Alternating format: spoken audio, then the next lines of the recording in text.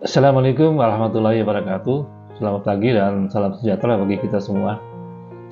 Pada kesempatan yang baik ini, saya akan coba merefresh atau memberikan refresh tentang keselamatan transportasi darat. Dan nanti materi lengkapnya kita akan simak di video yang disampaikan oleh Bapak Ahmad Wildan dari Komite Nasional Keselamatan Transportasi atau KNKT. Ketika sopir mengantarkan produk atau barang ke suatu tempat atau tujuan, entah itu gudang atau pabrik, tentu harapan kita semua adalah selamat sampai tujuan. Tidak ada insiden yang terjadi.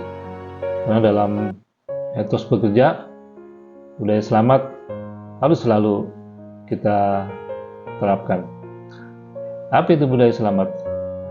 Budaya selamat adalah budaya atau perilaku di mana seseorang sebelum melakukan suatu pekerjaan memahami terlebih dahulu risiko yang akan dihadapinya.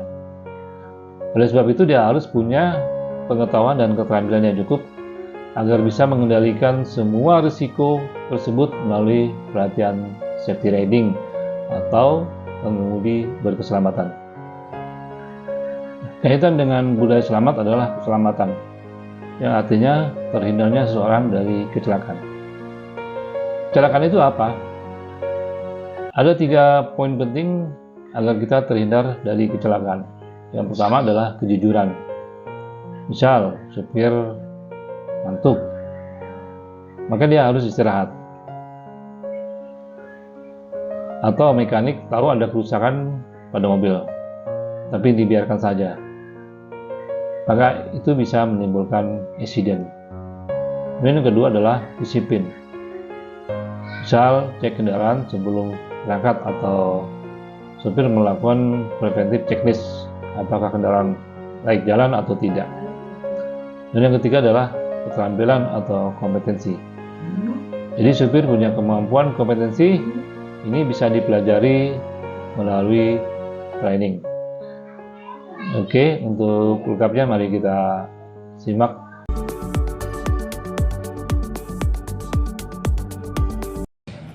Kita semua. Yang pertama, terima kasih Ibu ini untuk kesekian kalinya KNKT diajak. Jadi ini sebuah kebanggaan dan kehormatan bagi kami berada di antara Bapak semuanya. Perkenalkan, saya Ahmad Wildan, saya dari Komite Nasional Keselamatan Transportasi. Jadi KNKT itu lembaga non-struktural yang berada di bawah Presiden. Jadi kami tidak berada di bawah kementerian lembaga lainnya, tapi langsung di bawah Presiden, sama seperti KPK, KPU, KPPU, dan sebagainya. Jadi kami timnya dipilih oleh pansel, panselnya dibentuk dengan perpres. Dari situ kemudian mereka akan memilih untuk orang-orang yang akan duduk di sana. Jadi KNKT ini tugasnya melakukan investigasi terhadap kecelakaan transportasi. Kecelakaan ini bisa ada di moda penerbangan, pelayaran, kereta api, maupun di LLAJ. Oleh sebab itu di sana ada 4 subkomite, subkomite penerbangan, pelayaran, kereta api, dan LLAJ. Masing-masing subkomite itu dipimpin oleh seorang ketua subkomite yang membawa investigator. Beda dengan lembaga lainnya. Kalau lembaga lainnya yang mimpin itu bisa siapa saja. Kalau di KNKT nggak bisa. Karena seorang ketua subkomite ini adalah filter terakhir yang akan merumuskan, membuat rekomendasi, menyampaikan kepada stakeholder. Jadi di sini seorang ketua subkomite itu pastilah seorang investigator level 4. Karena di investigator itu ada 4 level, Pak. Level 1, 2, 3, 4. Jadi berdasarkan keahliannya, pengalamannya, serta karya-karya yang dibuatnya. Nah, paling tinggi itu di level 4. Kenapa harus dipimpin oleh seorang senior investigator level 4? Kenapa nggak semua orang bisa? Karena ketika terjadi sebuah kecelakaan, itu kan kita nggak pernah tahu Penyebabnya dari mana? Saya ambil contoh Pak, di kecelakaan LLAJ.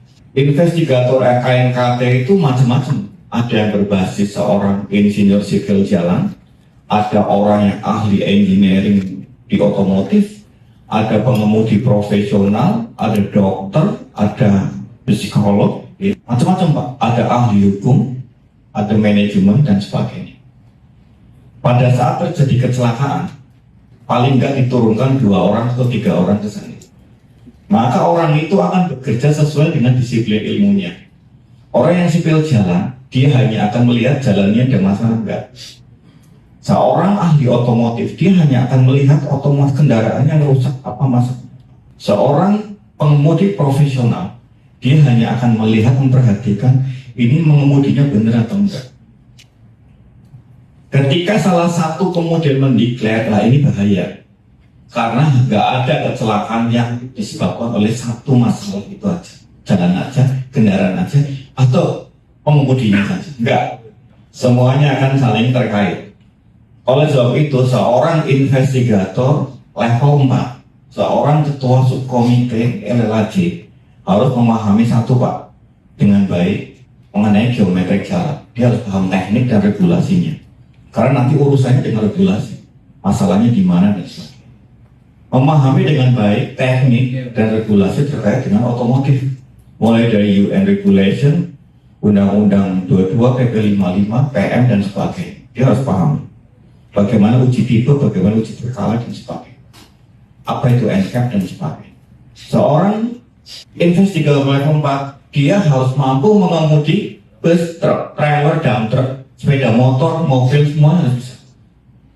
Karena ketika dia mendapat keterangan dari orang-orang itu, dia akan melihat masalahnya gimana, kemudian dia harus merangkai, menjahit. Ini sebuah kecelakaan karena perbedaan yang menonjol antara investigasi yang dilakukan KNKT dengan kepolisian. Kalau investigasi kepolisian itu adalah investigasi pro justisia, investigasi untuk mencari siapa yang salah atau bertanggung jawab dalam suatu kejadian kecelakaan, dan itu diatur dan dilindungi oleh Undang-Undang LLAJ. Jadi di sini sebuah kecelakaan dianggapnya adalah sebuah tindakan pidana atau kriminal. Pendekatannya adalah mencari siapa yang salah. Sementara investigasinya KNKT bukan, dia berlaku internasional, mencari apa sih yang menyebabkan kecelakaan yang terjadi dan apa yang menyebabkan seseorang meninggal. Dan itu harus bisa dipertanggungjawabkan secara saintifik. Jadi sebelum melakukan merumuskan, kita harus menyusun namanya sequence of event, urut-urutan kejadian. Itu harus bisa diterima nalar, diterima oleh hukum-hukum yang berlaku, baik hukum fisika, kimia dan sebagainya, norma dan sebagainya, kesehatan. Nah, di sini baru akan bisa disimpulkan. Jadi tidak semudah merumuskan human error, pengemudinya ugal-ugalan dan sebagainya, nggak bisa Pak. Di KNKT nggak ada bahasa kualitatif, semuanya harus kuantitatif terukur. Jadi di sini pentingnya, makanya seorang subkom penerbangan syaratnya dia harus seorang pilot, dia harus paham engine pesawat, dia harus paham navigasi udara, dia harus paham ke bandar udara. Seorang Kasubkom pelayaran, dia harus seorang kapten kapal minimal ANT 2, kemudian punya sertifikat tertentu, dia harus paham engine kapal, dia harus paham navigasi kapal, dia harus paham ke pelabuhan. Rumit memang. Jadi tidak semua orang, ada 2 definisi Pak, Bapak Ibu semuanya di Undang-Undang LLAJ. Yang pertama terkait kecelakaan, yang kedua terkait dengan keselamatan. Kecelakaan itu suatu kejadian yang tidak diduga dan nggak disengaja, itu ranahnya Tuhan. Kita manusia nggak bisa menghilangkan, menurunkan angka kecelakaan. Loh, itu hak prerogatif Tuhan kok. Saya Bapak lagi duduk di sini, Bapak celaka aja bisa kok. Itu robohkan, itu kan urusannya Tuhan. Jadi manusia nggak akan bisa menurunkan angka kecelakaan atau menghilangkannya, nggak mungkin. Karena itu sepenuhnya kewenangan Tuhan. Definisi yang lain, satunya lagi adalah keselamatan. Terhindarnya seseorang dari resiko terjadinya kecelakaan Ini pekerjaan manusia. Jadi kalau kita pengen nggak celaka, kita pahami resikonya, kita hindari. Itu yang menjadi perhatian. Sambil contoh, saya itu anak Tegal asli Pak. Saya umur 5 tahun aja sudah bisa berenang. Jadi saya berenangnya nggak ada yang ngajarin, bisa aja, nggak tahu saya juga begitu, nggak tahu pokoknya bisa aja. Dan masalah berenang saya paling jago. Bapak tau nggak, seumur 6 tahunan saya udah biasa dengan teman-teman nyuri ikan di TPI di Tegal, namanya ngarlak istilahnya. Tapi saya, karena badan saya kecil, resiko saya digebuk tinggi, jadi saya nggak mau nyuri ikan.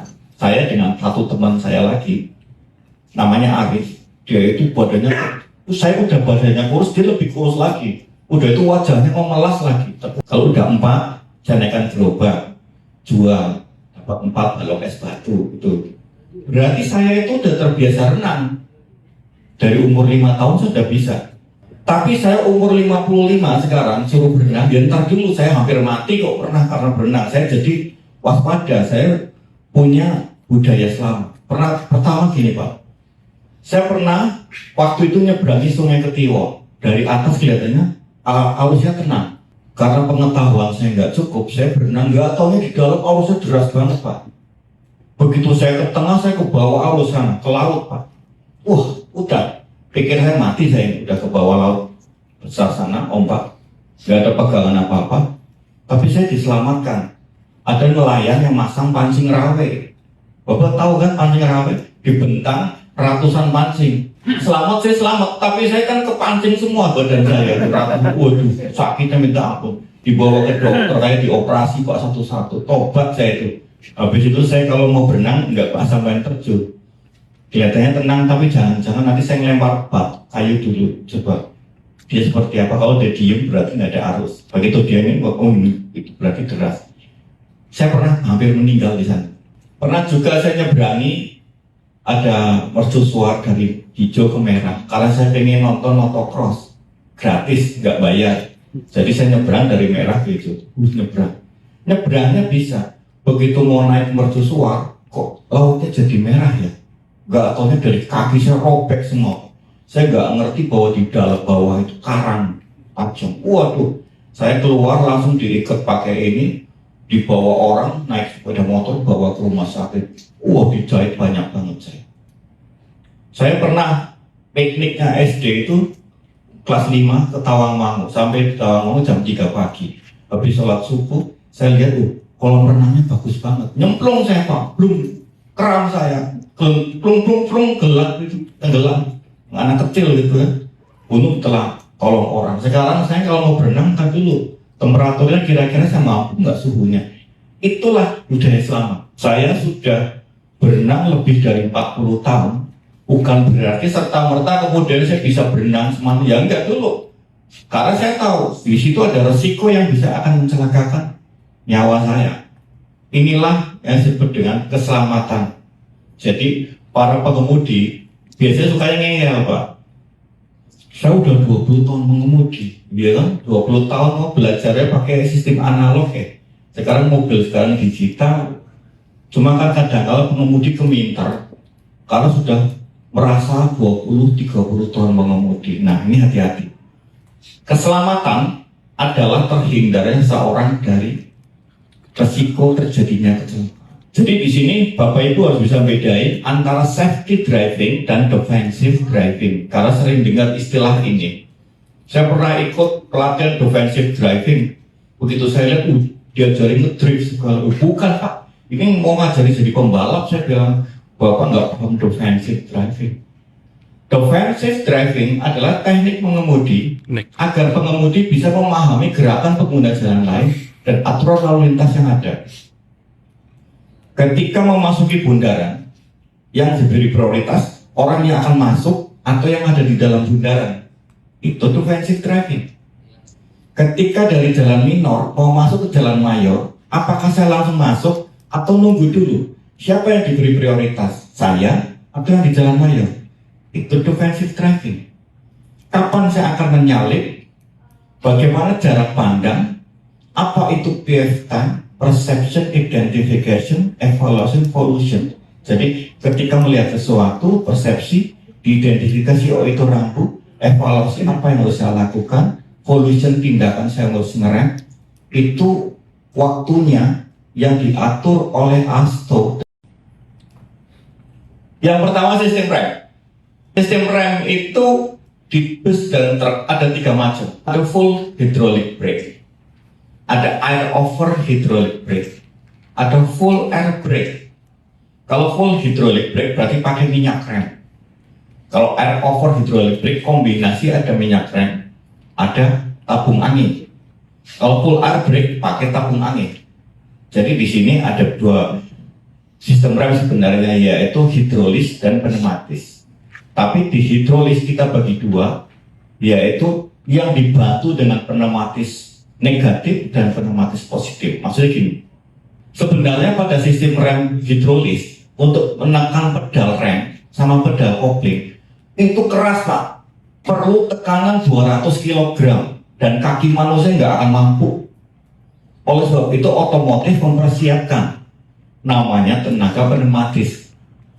Kalau yang full hidrolis yang nggak ada anginnya disebut pneumatis negatif, disedot melalui apa? Vakum booster. Jadi vakum booster itu untuk menyedot sehingga pengemudi bisa menekan pedal rem, pedal kopling dengan mudah. Dari mana tenaga vakum itu? Pinjem putaran dari alternator atau dinamo ampere. Selain menghidupkan, menghasilkan listrik, itu juga akan menghasilkan kevakuman. Dari mana itu putaran itu? Dari fan belt. Ada kasus tebing direksi, sebuah truk naik di atas. Sampai di atas, fan beltnya putus. Tapi dia udah selamatin Tuhan, putusnya di atas. Seharusnya dia selamatkan.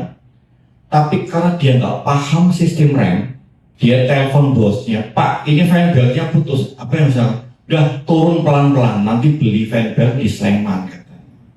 Begitu mau turun, nggak bisa ngopling, nggak bisa ngerem, meluncur dari atas pada posisi gigi netral. Kalau Bapak tahu tebing breksi itu seperti ini Pak, 35%, jungking banget. Dia bawa batu sama 6 orang, ya liar Pak airnya. Kecelakaan, remnya belum itu, 6 orang meninggal dunia. Ketika saya ngomong, Bapak paham nggak ini Isuzu NHR itu sistem remnya full hydraulic brake. Bapak paham nggak ini Isuzu NHR itu sistem remnya full hydraulic brake. Nggak ada tabung angin, nggak ada kompresor. Dia ngandalin kevakuman. Dan kevakuman itu bertumpu pada fan belt. Kalau fan beltnya putus, dijamin 100% kaki Bapak nggak akan bisa nginjak pedal kopling sama pedal rem. Otomatis Bapak nggak akan bisa mindahin gigi dan nggak bisa ngerem. Pertanyaan saya, kalau Bapak turun dengan gigi netral, Bapak tahu nih, dan bisa ngerem, berani turun nggak? Nggak berani Pak, gila Bapak. Saya dibayar 1 miliar juga nggak bisa. Nah, berarti Bapak mencelakakan 6 orang sampai meninggal dunia itu bukan karena apa, tapi karena Bapak nggak paham sistem rem. Dia udah 15 tahun mengemudi Pak, punya SIM B1 umum, tapi dia nggak bisa membedakan sistem rem. Hati-hati Pak dengan rem ini. Di full hydraulic brake lagi, saya pernah ditanya oleh pengemudi truk, Pak Bildan, kalau misalkan minyak remnya tak ganti pakai air rendaman teh semalam, kira-kira bisa ngerem nggak? Bisa, juga. Bapak tanyanya bisa ngerem kan? Ya. Gak usah pakai air rendaman teh Pak, Bapak pakai air putih, air aqua, air kencing, air ludah, air apa aja. Yang penting air, saya jamin 100% bisa ngerem. Kenapa? Karena sistem rem hidrolis menggunakan cara kerja hukum Pascal. Pascal bilangnya gimana?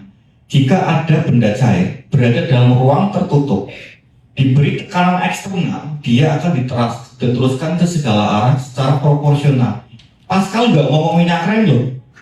Pascal ngomongnya benda cair. Artinya hukum ini berlaku untuk semua benda cair. Pertanyaannya kenapa harus minyak rem? Nah ini yang harus dipahami, bahwa untuk mendorong kampas menyentuh tromol, untuk mendorong kaliper menjepit cakram, itu ada namanya silinder roda yang memberikan tekanan. Nah, di silinder roda itu terbuat dari besi, di dalamnya ada piston yang maju mundur. Piston ini didorong oleh apa? Oleh minyak rem. Ketika kampas dengan trokol gesekan panas kan Pak? Ketika panas, panasnya akan menjalar ke silinder roda karena berdempetan besi dengan besi. Pasti akan terkonduksi itu, panas.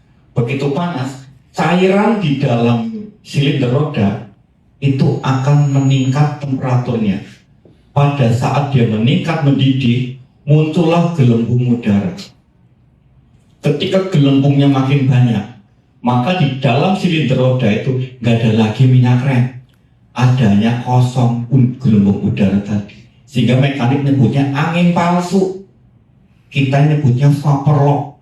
Pada saat direm, pos nggak dapat, kosong. Kalau motor ininya kosong, nggak dapat. Ini namanya vapor lock. Jadi salah satu remblong adalah vapor lock atau angin palsu, di mana di dalam silinder roda sudah nggak ada lagi minyak rem. Jadi hati-hati dengan minyak rem. Minyak rem itu hazardnya, bahayanya tersembunyi. Kalau dia dipakai di jalan datar, mau nggak diganti seumur hidup juga nggak apa-apa, nggak bahaya, pasti bisa ngerem. Tapi bahayanya ketika dia di jalan menurun, bapak ngerem, panas, sebentar aja dia mendidih, begitu mendidih langsung muncul gelembung, isinya silinder roda diganti bukan lagi minyak tapi adalah udara hampa, nggak dapat ngerem. Jadi di sini hati-hati lagi, yang namanya minyak rem sifatnya higroskopis, mampu menyerap kelembaban udara. Jadi kalau saya ditanya Pak, usianya umurnya minyak rem berapa? Nah ini tadi yang saya sampaikan, sistem rem pada bus dan truk. Ini teknologi rem. Sebenarnya semua rem itu ada dua macam Pak. Rem yang berbasis gesekan, friction based brake. Rem yang berbasis gesekan, dan ada rem yang tidak berbasis gesekan atau non friction based brake. Nah, harus kita pahami kalau rem berbasis gesekan itu pedal dan handbrake. Kalau yang tidak berbasis gesekan itu namanya engine brake, exhaust brake, sama retarder. Saya kasih gambaran gini Pak. Jadi sebenarnya Bapak Ibu semua, mengerem di jalan datar dan di jalan menurun itu dua hal yang berbeda. Di jalan datar yang memutar roda itu engine. Jadi ketika kita ngerem, satu kali dua kali injekan proses itu. Karena ketika kita ngerem, engine itu akan menurunkan kinerjanya. Ngerem di jalan datar nggak salah. Ketika di jalan menurun ini, di jalan menurun yang memutar roda adalah gaya gravitasi bumi. Jadi di sini bukan engine. Engine nanti fungsinya terbalik. Kalau di jalan datar dia dorong, di jalan menurun dia nahan. Ini sama persis dengan pesawat. Pesawat pada saat landing itu kecepatannya 300 km per jam Pak. Beratnya pesawat 560 ton. Roda pesawat, remnya dengan dibandingkan roda truk, bagusan roda truk. Hitung-hitungannya akal, harusnya yang remnya belum pesawat kan lebih cepat, lebih berat. Nyatanya nggak ada yang rem belum tuh pesawat. Karena apa? Semua pilotnya tahu caranya ngerem. Begitu landing, touchdown, larangan pertama nggak boleh nginjak rem. Yang kedua, aktifkan reverse thrust, jet pembalik. Jadi jet yang kalau lagi terbang itu untuk mendorong, begitu landing fungsinya dibalik, itu nahan, ganduli. Jadi yang menahan dia bukan lagi rem, tapi adalah jet yang tenaga dorongnya dibalik. Nah, di sini kendaraan juga sama. Yang menahan putaran, yang rem, bukan rem, tapi adalah sin. Jadi kalau saya sampaikan gini Pak, ini saya gambar ini. Jadi Bapak Ibu semua, ini adalah roda gigi yang terhubung dengan mesin. Ini roda gigi yang terhubung dengan roda ban. Nah, pada posisi seperti ini, maka ini akan menghasilkan namanya torsi. Karena apa? Putarannya ini tergantung dari putaran ini. Ini akan menghasilkan tenaga yang besar. Kalau Bapak lagi nanjak, atau lagi turun, atau lagi gendong, Ini disebut dengan torsi. Jadi daya motor itu hasilnya ada dua. Satu torsi, satunya adalah power. Nah, kalau ininya sama gedenya, ini disebut power. Putarannya ini dengan putarannya ini sama. Kalau ini enggak, putarannya ini tergantung putaran ini. Nah, pada saat kita menggunakan gigi 6, gigi 7, gigi tinggi pokoknya, ini pasti posisinya gini. Ini adalah untuk ngebut, untuk lari sebanyak 120. Di sini RPM pasti ada di zona hijau. Kalau Bapak lihat di tachometer di zona hijau, itu adalah paling irit, ya, di zona hijau. Dia menghasilkan power. Rasio gearnya 1:1 atau 1:0,9 atau 0,8 biasanya. Nah, kemudian pada saat kita akan memulai kendaraan kan butuh tenaga dorong tuh, atau pada saat nanjak. Gunakan ini. Nah, ini di tachometer akan ada di zona putih. Jadi di tachometer hanya ada 3 gambar, hijau, putih, merah. Kalau merah berarti overrunning mesinnya, nggak boleh ke sana. Dia hanya boleh di 2 zona, hijau sama putih. Kalau di hijau untuk menghasilkan power hebat-hebatnya, di putih torsi hebat-hebatnya. Jadi bedanya itu, kalau di torsi berarti menghasilkan tenaga sebesar-besar. Saya bandingkan gini Pak, kalau Bapak mau bongkar ban, ya, itu kan pada saat buka pertama kan butuh tenaga gede kan. Oleh sebab itu dibutuhkan tuas yang panjang. Makanya satuan dari torsi itu Newton meter Pak. Harus ada lebih panjang tuasnya, tangkainya, maka dia tenaganya gede di situ. Ketika bautnya udah longgar, semua pengemudi pasti akan lepas tangkainya.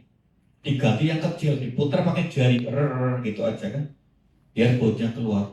Itu power. Jadi kalau untuk berangkat pertama itu pakainya ini torsi, berikutnya pakainya power. Nah, pada saat di jalan menurun jangan gunakan ini. Ketika gunakan ini, nanti putaran roda ini akan mempengaruhi ini, sehingga kendaraan akan melaju dengan cepat. Ingat Pak, di jalan menurun yang mutar ini adalah ini. Di jalan datar yang mutar ini adalah ini. Di jalan menurun yang mutar ini Pak, kebalik. Jadi ini tergantung ini. Kalau di jalan menurun ini tergantung ini, dibalik. Artinya pada saat di jalan menurun, pada saat kita pakai gigi rendah, gigi 1, gigi 2,